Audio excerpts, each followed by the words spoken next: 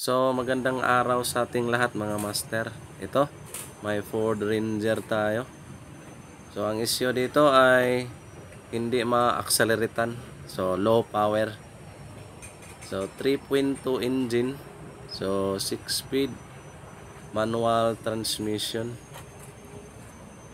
So, ang takbo talaga dito ay nasa 20 na lang talaga, sabi ng may-ari.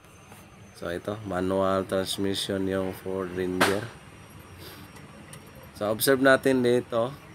Start natin kung may nakailaw ba. So, ayun. So, ka-start na yung engine pero kita natin na wala namang check engine or powertrain. Pero, nag-low power siya. So, ito yung titirahin natin ngayon.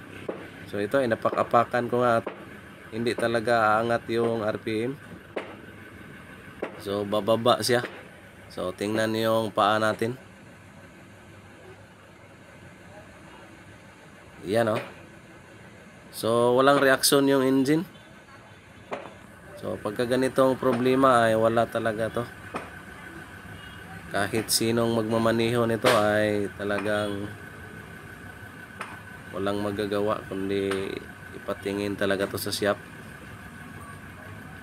Wala talaga, oh. Wala talagang response yung engine. Hindi ma-acceleratean mga master. So, kitang-kita nyo sa paa natin, oh. So, dito naman tayo. Yan. So, ayaw niya talagang umangat. Kahit todo baon na yung accelerator pedal natin. So, wala talaga. Ayan. So, bago natin umpisahan yung video, nanghingi lang ako ng kunting pabor sa inyong lahat mga master na paki-subscribe sa ating YouTube channel at paki-like na rin.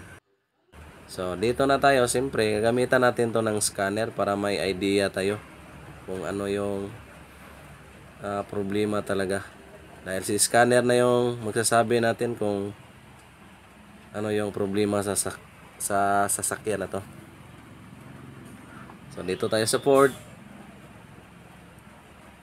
So, hintayin lang natin makapasok siya. So, automatic selection. Switch ignition on. Okay.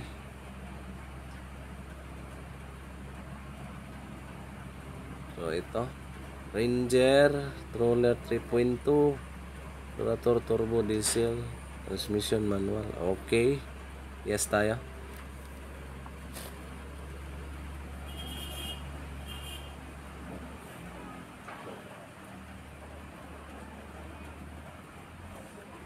So, hintayin lang natin mga master dahil papasok talaga yung scanner natin para tanungin ni si ECU kung ano yung problema talaga sa sasakyan. So, at least may idea tayo. Dahil pag wala tayong scanner ay kakati yung ulo natin dito mga master.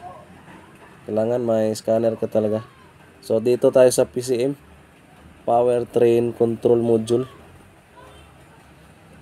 So, hindi na natin i-quick test pa dahil yung concern dito ay low power lang naman. Kaya, direct to the point tayo. So, ready TC. Retrieve. CMDTC.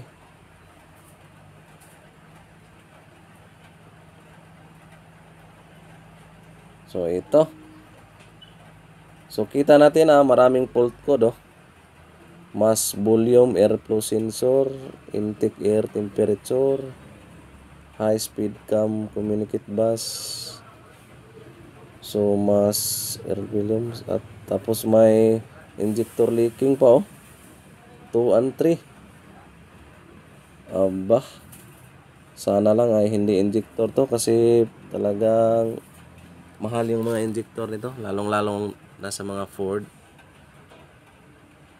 So, yung ibang fault code ay hindi muna natin yan pansinin.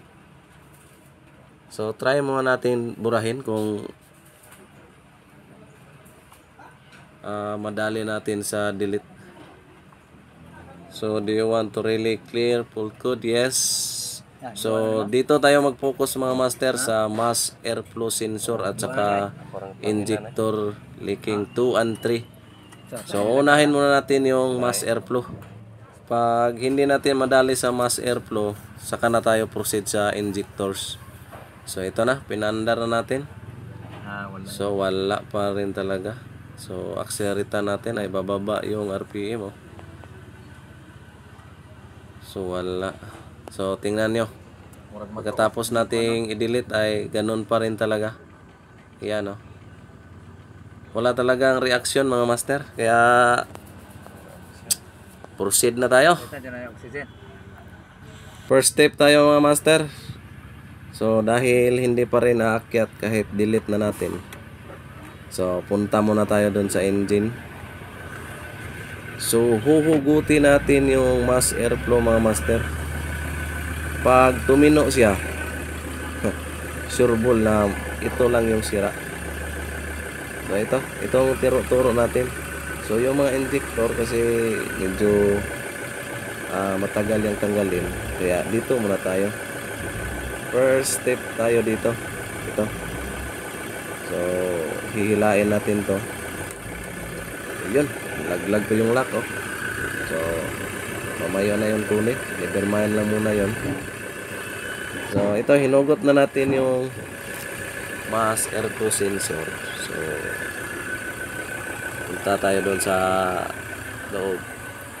Pag may RPM na to, sureball na mga master na yon yung sira. So kita natin oh, na umilaw yung traction control. Kung binunot natin yung okay lang yan. So RPM, ayun, may response na oh. Yan ah, dinig nyo mga master ah. So tingnan natin sa RPM gauge. Ayan. So ibig sabihin, kita na natin yung problema. Yan oh, umabot talaga sa red line. So positive mga master na mass airflow sensor lang yung sira. Dahil binunot natin. So maganda na yung response ng engine. Tumino yung andar niya. Yan. So ito lang yung papalitan natin. Ito na sensor lang yung binunot ko sa engine kanina. So yung mga injectors ay hindi na natin yun gagalawin. So ngayon, observe ninyo, ibalik natin yung mass airflow sensor. So dahil okay na yung andar niya, ibalik natin. So dito tayo. So ito yung socket niya. So ganito lang pag troubleshoot pag hindi ma-accelerate yung sasakyan mo tapos fully electronic. Try mo lang bunutin yung mass airflow sensor. Pag tumino siya, so malalaman mo na kung ano yung problema. Pero mas maganda talaga kung may scanner ka dahil bibigyan ka talaga ng idea sa scanner. Yan o. So kita natin na wala na naman o dahil binalik natin yung mass airflow sensor. So ayan. So kitang kita oh, sa dalawang paa natin. Dalawang paa, isa lang pala. So papalitan natin to ng sensor mga master. So ito na. May pampalit na tayo. Surplus lang yung nakuha natin. So ito yung luma. So kunan natin yung bago. So tumawag tayo sa kasamahan natin sa ibang shop na may available ba sila. At yun, meron nga. So original to dahil nakakabit talaga to sa sasakyan pero wala na. Parts out na dahil hindi na pinapaayos talaga ng mayari. Bininta na lang yung mga parts. So, ayan, so the moment of truth. Dito na tayo sa loob. Ano rin natin dahil bago na yung sensor na kinabit natin na surplus. On the ignition, start. Yun, mandar. RPM check. Ayun oh. So tudas mga master. Positive talaga.